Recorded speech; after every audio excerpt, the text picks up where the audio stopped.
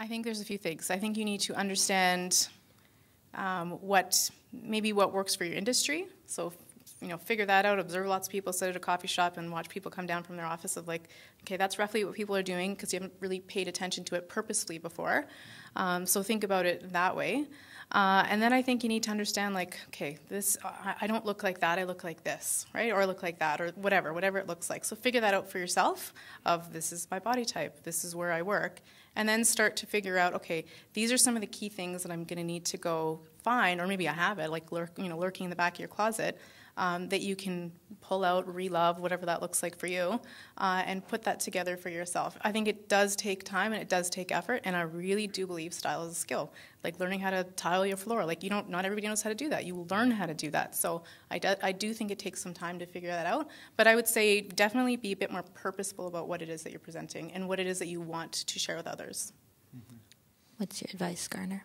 Well, kind of echoing that, it does take a degree of intentionality to begin with. You have to figure out your own style. I mean, that's the key, right? You have to figure out what it is that you want to present and figure out how to achieve that. Then it gets easier. Then once you've sort of figured out, you've got those sort of basic building blocks in your wardrobe, and you can almost brainlessly wake up and out the door. Like it does not take me long to get dressed at all. But it does take, there's that learning curve. Yeah. There's that sort of initial struggle, I guess. But there's so many things out there to help you with that these days that, I mean, there's so many websites, people that you can talk to, even in the shops. I mean, there's very, very knowledgeable, friendly staff that would love to show you what to wear and to help you out and to sort of go over the whole ABCs of fashion and dressing. Right. If you don't know what you're doing, hire someone who does. So hire me, hire Lazina.